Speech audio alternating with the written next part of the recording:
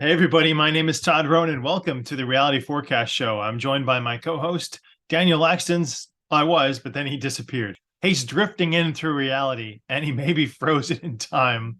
I always like to transmute a dreary day into an amazing day. So, you know what I mean? You can always turn something into a positive. Which brings me to what I wanted to talk to you today about. Now, in remote viewing practice, we always say, know what time it is. You can either distort time or you can loop time for yourself to get a better idea of what you should do with your next course of action, how to live your life. They're meditation exercises, but they go beyond simple letting the day happen to you. Yeah, that just runs into a plethora of questions, But I mean, so yeah, we can make our own time. We do know that if we are doing something we love and it's so exciting, time goes so much faster than if you're just sitting there thinking, oh my goodness, I have to be here at a specific time. Temporal distortion and time looping. With temporal distortion, it's a way for you to manipulate time around you and to perceive time differently. You mentioned a good point about, you watch a clock hand on the wall and every second it ticks, ticks, ticks, ticks, ticks. What if we could shorten that or elongate that to make more things happen in that second? To put more time into each second that goes by and more time into each 5 seconds that goes by so that you're experiencing more, you're getting more perception in those 5 seconds than you normally would be. Now, can someone during this time that they're practicing this technique, can they actually then connect, like slow down their thoughts and maybe even shut off the thinking, the mind part of it so they can tap into their heart, which is connected to the universal consciousness, and then actually start receiving that information that we need? They certainly can, because you'll find that the slower time goes, the more you're able to experience. So you understand things in faster nuances than your brain is able to process. And when you begin to gather information from your heart core and your holographic heart, you're getting information more quickly and faster than the brain can get the information. That's what I teach in my course too, that our goal is to emote the target and to feel the target so that we are processing here in the heart center. The heart center is physical and non-physical. The brain is physical, but the mind is non-physical. So we're trying to get our non-physical heart to connect to our non-physical mind and create this sort of infinite spiral loop of information. It's the heart mind connection that's necessary, because everyone else, I mean, most people on autopilot are, but it keeps us from tapping into our true power, which is through the heart connection. Well, the mind Does. is outside of time, but the brain is in your head and it's stuck in time.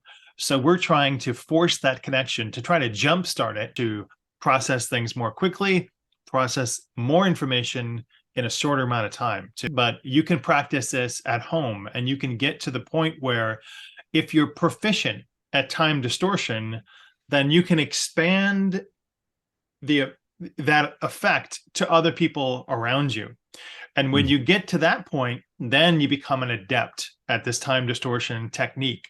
So other people around you in your general vicinity will also perceive that time moving slower or will perceive that time moving faster. What would you say time distortion is in this context within maybe a short couple sentences? Our brain has a limiter switch. Think of it like the old modem when you dial in a bulletin board system in the 90s. Your computer would go at 300 baud.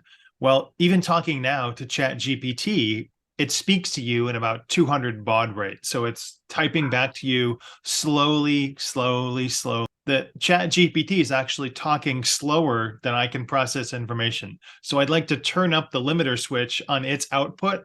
Well, because you're not using your old modem, which is a part of the soft or the hardware that we got with our Right. avatars here. You're transferring that knowledge and you're transferring that processing power outside of your brain, outside of the physical, into the higher mind, which is the higher portion of it right up here. So that brain that we have that's in our head is a slow processor. And you're right, the hardware that we have is our brain. And we're trying to connect and sort of upgrade so that we're processing things here in our mind. Elon Musk, that's what he talks about too. When he's talking about putting the chip in the back of our brain, he's saying that the chip will be able to run at super high speeds that would connect to the internet. Not just the internet, but I mean, I really think that he's looking at this universal consciousness as much as we are in the esoteric realm. But the thing is it would allow our brains to we'd be able to absorb things quicker than what we have right now in our hardware, talking about our bodies or our avatar. So that's kind of interesting, though. I That's what actually ran across somebody in a remote viewing session that had a chip in their head. The target took me to a place where this Fabergé egg was currently, but there was a lot of time distortion in the target, which you don't normally get in normal remote viewing sessions. But I saw someone at the target site and they saw me. Now, this also does not happen in a remote viewing target very often, but I looked at this person, I viewed them, and they had a chip in the back of their head, and they were not in the stasis time of where I was viewing. So they were from a different time. They had a chip in their head, but they were human, and they were trying to do something with this Fabergé egg. Haven't gone back to that target, but very, very weird one. That's amazing. Yeah, you've had other experiences, even going to a target and actually an alien being there and didn't want you there at the target site. They can represent, they can see, they know, they're processing faster. Very big offshoot, since you brought it up. Most aliens, ETs, there's been a lot of talk about that in the news recently, but they would you wouldn't recognize them as an extraterrestrial. They could look just like the guy down the street. The human form or humanoid form is the most prevalent here in the Milky Way galaxy, and about 65 to 70% of ETs could pass for someone on the street. Yeah, they would look like us. Anything close to us is going to look similar. And then the further away we get, galaxies to galaxies, we're going to see more and more diversity. We'll do an exopolitics show sometime next month, and we'll talk about the different species that I've found. But ooh, I'd love that. That'd be awesome. when I practiced this time distortion technique, a friend of mine was visiting from Michigan, someone I've known probably for 20 years, 25 years, a good friend of mine named Angela, and she was startled at the way that I could process information when she was near me, because I'd been practicing this time distortion.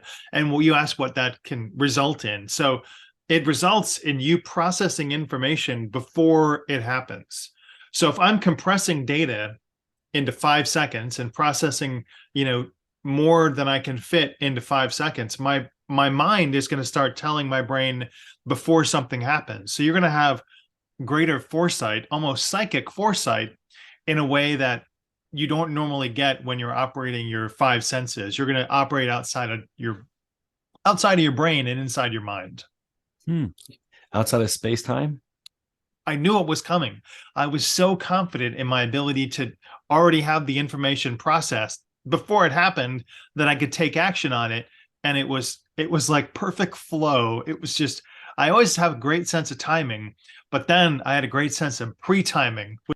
I've experienced that before too. That's amazing. It feels good when you're in that flow, Yeah, I mean, I raced motorcycles a bit when I was a kid. Our family raced motocross when we were kids. And then with that skill set you develop, you're tapped in. So, I mean, I could get into any situation and just react instantly. And if any of us out there listening to the podcast right now, if you've had similar experiences, that means that a tweak of Ronan's course would truly help you, because you already have the gift. Some people just are naturally gifted people because they're tapped in. So, they've been dealing with time distortion since they were younger, just like you have and like I have. Then is what you're saying.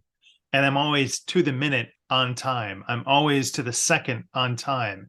And you can set this intention when you leave the house too. If you want the best parking spot in front, just tell yourself before you leave the house, I have the best spot. And when you get to the supermarket, it will be there. And just know that it's there. and it's always there for you. And it just always happens. You know, I pull straight into the very, very front row. Yeah, but let's face it, guys, somebody has to leave and there'll be a spot for another person. And that other person is usually someone like me. You can go and download the short meditation on how to experience time distortion for yourself. And remember this too, though, is don't want to do this so bad. If you want to do this bad, then just want to do it softer, because reality is if you want to do something really bad, then you're adding resistance, and then that's what distorts it from working. If you just don't care so much and just know, do this before you leave the house, because by the time you get there, then you might start feeling concern. And if you start feeling concerned, then you put too much resistance in. And that's the reason why some of our manifestations don't show up as quick. Then boom, I look over, someone's backing out right up front. And that's the way it works. But because you have to reduce that negative energy you might have even towards yourself. It's like, am I going to do it? Now you're fighting against your own self. So you have to reduce the resistance. It's all about resistance. One way you can experience this is remember your dreams. So you're already, why does that work? Well, because dreams happen outside of your brain. They're in your mind. So you've transferred consciousness from your brain to your mind when you're sleeping, and you're getting that time distortion effect happening every single night when you dream. Pow, pow, pow, pow. Practice it while you're awake. Yeah, so you can practice. So you're saying because I have lived decades in my dreams, meaning I'm, and different parallel timelines too.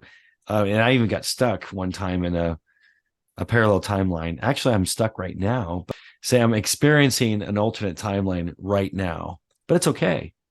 That brings up my next point. I wanted to talk about time looping, where you feel like you're stuck. What is time looping? Time looping is another technique that you can use to problem solve things that you think that you want to have happen. So a decision comes, we want a fork in the road. Make the decision, and then follow that along and see what the outcome is of that decision. And then once you see the outcome, loop back to present day, take the alternate decision path and see where that leads you, and then loop back to present day and determine which was the best outcome for you to take. You mentioned Groundhog Day and time looping. Well, in a lot of my teachings, I'm always explaining how we're all stuck in Groundhog Day. We're repeating the same emotions and thoughts. Thoughts come, emotions are here, and we're creating our realities with the same thoughts, same emotions. Now, granted, in the mirror that's being reflected, or in our reality around us, we'll see a few different things, but there's still the same representation of the energy of our thoughts and our emotions. And so we're just repeating the same thing. And the way I teach people to break out of that loop, and it's not just mine, I've been influenced and helped by others, but the way we break free of that Groundhog Day is to do something totally different. I mean, literally, really different, something you would never do. If you do the absolute opposite of what it is expecting of you, then guess what? You threw a new program into the program, which means you break free from the loop. Well, the image that I got when you were telling that story was we are more than our physical body here. We are multiple people on multiple timelines experiencing multiple lives, and they're not always happening linearly.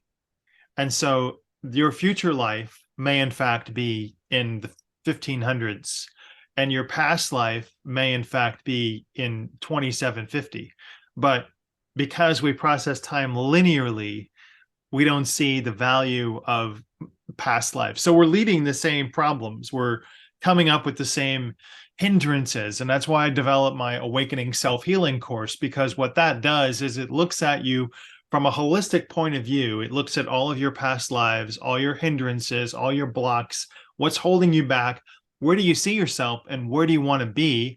It helps you heal from trauma from past lives, pain from past lives, and it's just a better way to understand what the healing is and then remove that so that the cycle is broken. You're not repeating the cycle anymore, either when you go in the past or when you go in the future, whether that's a past life or a future life.